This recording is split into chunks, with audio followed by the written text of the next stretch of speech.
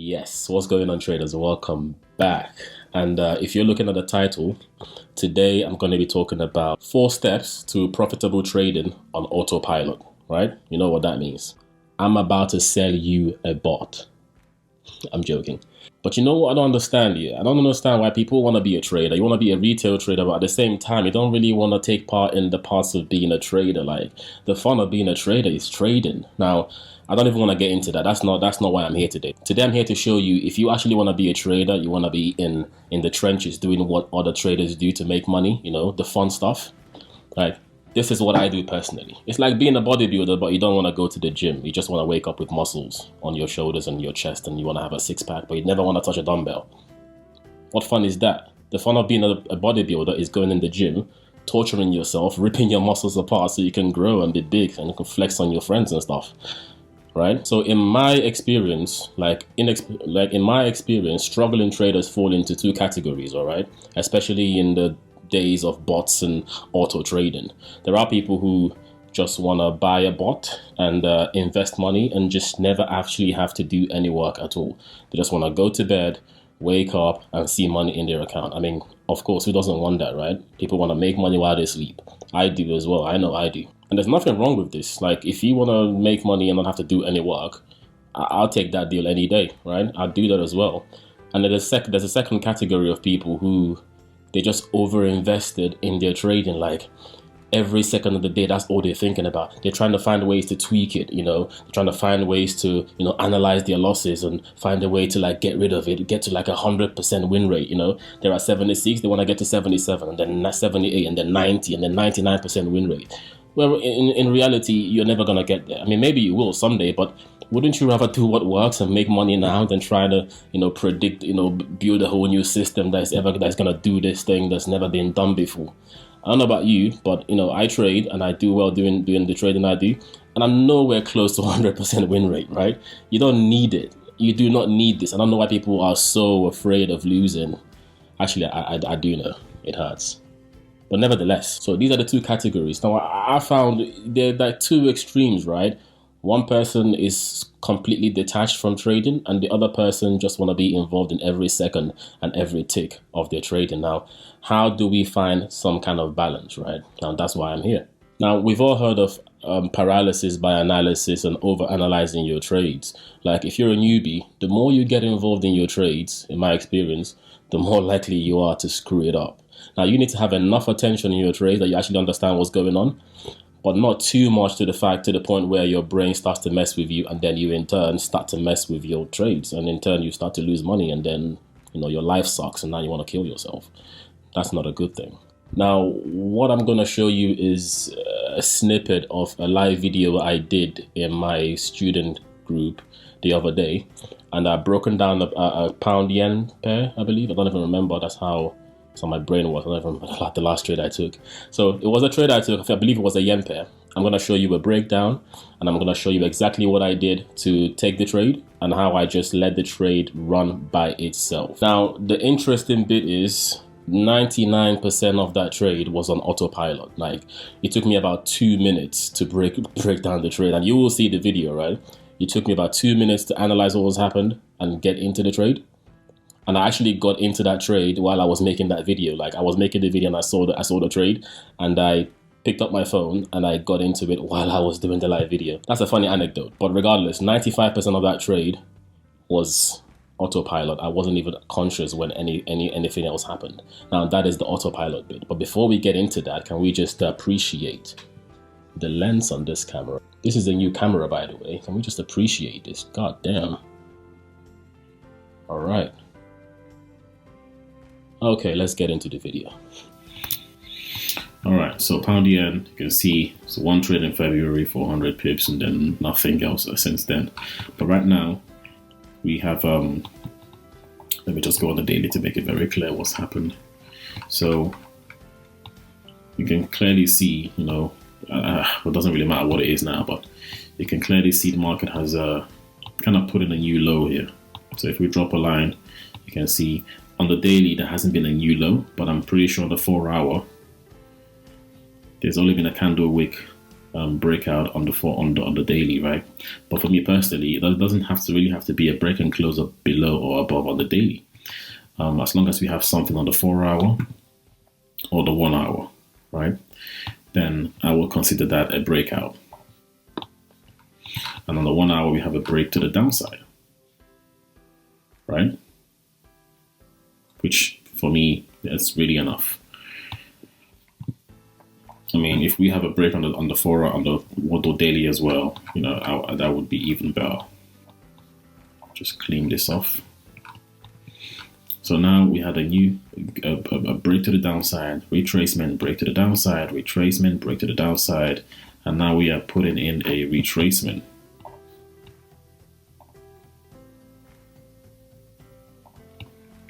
Right? Now, you can see the market has come in here. We have had a breakout. We have had a market overbought, not a breakout, market overbought. We've had a doji, and now we have had a lower close candle. And even more, we've had another one here as well. Now, I'm already in this trade. Just pull that up. So this is my risk. Very clean. This is my reward.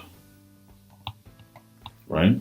Now, the reason I'm getting into this trade is because, you know, well, it meets my plan, but there's just so much confluence. If you look to the left as well, you can see it lines up with this area.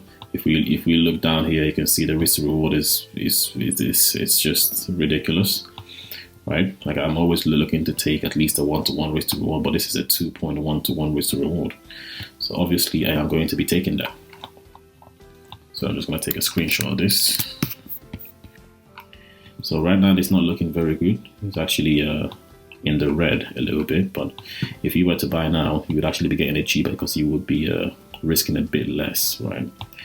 But this is a good place to get in. If you wanted to use like a trend continuation, a trend following trading strategy, you could actually hold this, not to the next level of structure, but you could actually hold this. Look, there's so much room for movement. Like, there's literally like hundreds of pips between here. This is where I'll be taking my target, but the next area potentially target wise is all the way down here. Now I don't even know how many hundreds of pips that is.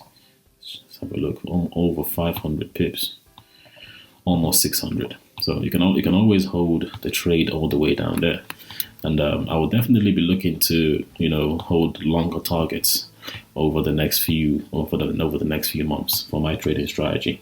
Okay, guys, welcome back. So you've seen the video now. Hopefully, well, maybe you did see the 4 steps that I was talking about, but I'm just gonna like recap it here, anyways, right? So. This is the trade now, and it's matured, it's closed, you know, happy days, but you know, hindsight is 2020, right? Now let me show you how you can replicate this in your own trading. If you're a swing trader or even day trade, I'm going to show you a trade here as well, which is this is a perfect example to show you that this can work on any time frame. Really, it doesn't have to be on, if you're not a swing trader, right? You can still do this. Okay, I'm not trying to say I am a swing trader personally, but I have coached day traders, and I know people who are excellent day traders who use this same strategy. You know, it's not about the time frame most of the time. So again, breaking down the trade, it's quite simple. First step, of course, is always to figure out where the market is headed. What direction is the market headed? Because if you jump on the wrong lane, you're just moving further and further away from where the market is actually heading to, right? Well, the first thing you want to figure out is exactly which way the market is going. What direction is the market going? And, you know, if you jump on the wrong trend, then everything else comes crashing down because you're not even going the right direction. You need to have a bias. Like, which way am I buying or selling, essentially was what I'm trying to say. So that's step one. Figure out the direction of the trend. And in this case, you can see, well, let's just go back a bit. At that point, the trade was somewhere around here. And as I explained in the trade, how I do figure out which way the market is going is I look at the previous structure, and I drew in this yellow line here. And I told you that if I had a break and close below, what does that mean? If I had a candle wick or a candlestick break and close below the previous structure low, which is right here.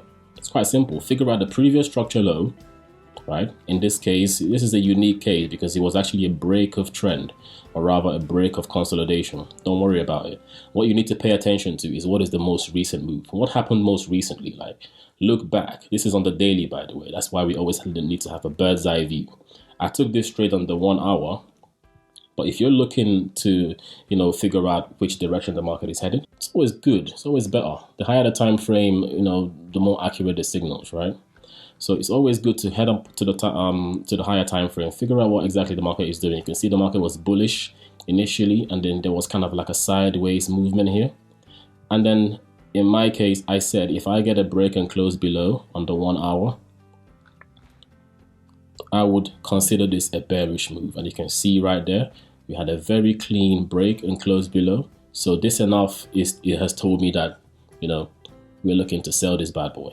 So all this is doing, instead of this being like a new structure high, this being the new structure high, this is now a retracement to me, right? You see? Because if I had considered that maybe like some kind of consolidation, this would not be any kind of move. I would just consider this kind of like another sideways movement, or even worse, I would have considered this a new structure high. But because I knew this was a bearish move, and I immediately considered this a retracement rather than a new structure high that was going to break and close below this minor structure here. Okay, now you see how this first step can make or break your trading. Now I've considered this to be a bearish market now. Now what is the second step? The second step is to find the accurate structure. Now what do I mean by accurate structure? There's two types of structure in my trading anyway. There's major structures and there's minor structures. So in this case, I would be using a minor structure level to get into the trade. Now, why am I using a minor instead of a major, right? Because if you're looking for a minor structure level on the daily, this is my minor structure level here, by the way, but on the daily, it's almost invisible. You can't see it. It's just a stack of flipping candlesticks. Can't do anything with it. It's invisible. So you kind of have to drop down to the your trading time frame. Essentially, if you're a day trader, you might have to drop down to the 15-minute or a 5-minute or a 1 minute if you're insane. But for me, I drop down to the 1 hour time frame because that's where I take all my trades, or most of my trades. Sometimes I go on the 4 hour and there's something on there and I take it, but that's like few and far in between. In this case, it's a 1 hour, so I get in there and I realize, okay, just like the daily, you can see clearly there was a trend forming there. You can see there's a new structure low here, outside return, and I know this is a new structure low now because, again, step one, I have considered this a bearish trend. So now I know this is a new structure low, retracement, a new structure low, retracement, a new structure low, and the rest is history. Now we've retraced back into the previous retracement. Now, of course, structures act as magnets, right? So I know if we come back into this zone, there's very likely that we are going to fall off it. We're going to bounce off it. And again, as I mentioned in the video, if you look left, you can see a major structure level, looking left as well. So everything is looking golden right now. My mouth is watering right now. I'm just looking for a reason to get in, which brings me to step three. Step three, entry reason. Now, my entry reason, again, like I mentioned in the video, is quite simple. Now, it doesn't have to be the same as mine. Your entry reason is almost irrelevant, right? You're just looking for any reason to pull the trigger at this point. Now, entry reason is important to keep you in check, because if you just took every single trade that rode into structure, right, you'd be chasing ghosts all day. It can very easily blow your account. You need to have something consistent that keeps you in check, so you don't just fly off the handle and just boom, boom, boom, boom, smashing every single trade that looks good to you. That's how you blow an account. Again, you need to have an entry reason. Why are you getting in? These boxes need to be checked, especially an entry reason, because so many times market is going to come into structure. I mean, let's consider this structure right here. I mean, you can see right here, market came, blew past it again. Let's just follow this yellow line. It's blown past it multiple times. Structure leaves clues, but not always. Sometimes it bounces off it like here, bounces off it again. Okay, those might be good trades, but more often than not, it doesn't. I mean, look at here, it just cannot went straight past it. And so on and so forth. Just find a major structure, put in a yellow line, and just follow it back and you see what I'm talking about.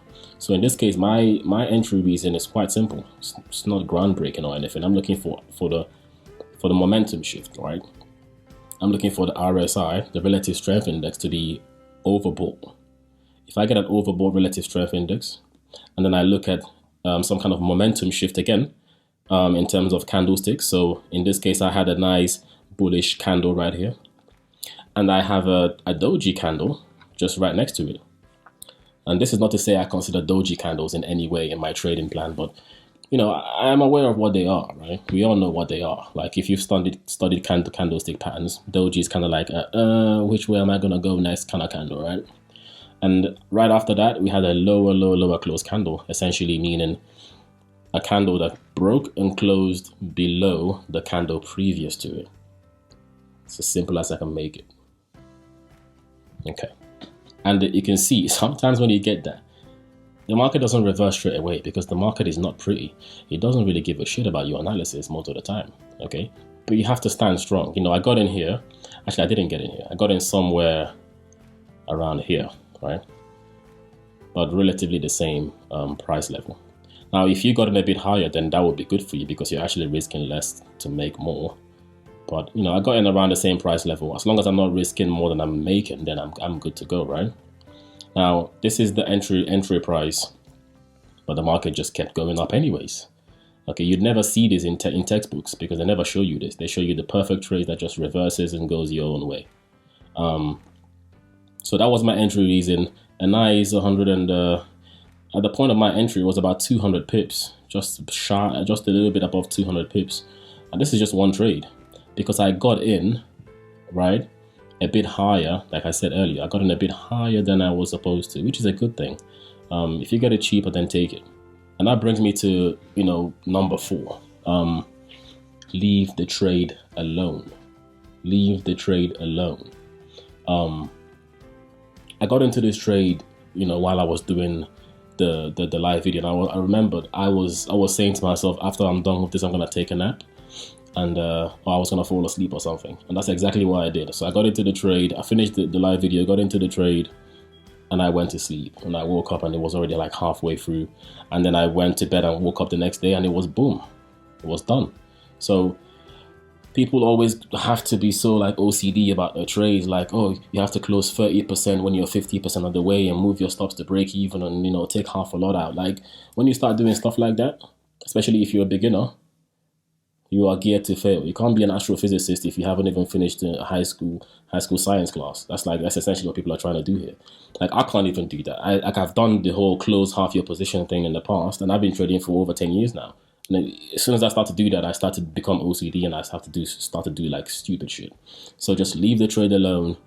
Focus on these 4 steps and you should be good to go. So guys, that is the end of the video. Hopefully you enjoyed this, and if you did, of course, drop a like as always and subscribe, and drop me a message if you got any questions, because I know you probably will. And I'm glad to announce that a few spots have opened up for the trading mentorship, and if you need some more information about that, of course, click on the link in the description, book a time in the calendar, and you will be speaking to me directly. And who is this for exactly? This is for people who are struggling with their trading, right? You've tried all the bots, you know, you've tried all the communities, MLMs. If you've been kind of coerced into recruiting people instead of learning to trade, that kind of stuff, them kind of people, you know who you are. So if you have that problem, then reach out to me. Again, link in the description, or follow my channel. My Facebook and Instagram should be down there as well. Send me a message and we'll have a chat. Now, guys, have a nice day, and I will be speaking to you in the next one. Peace.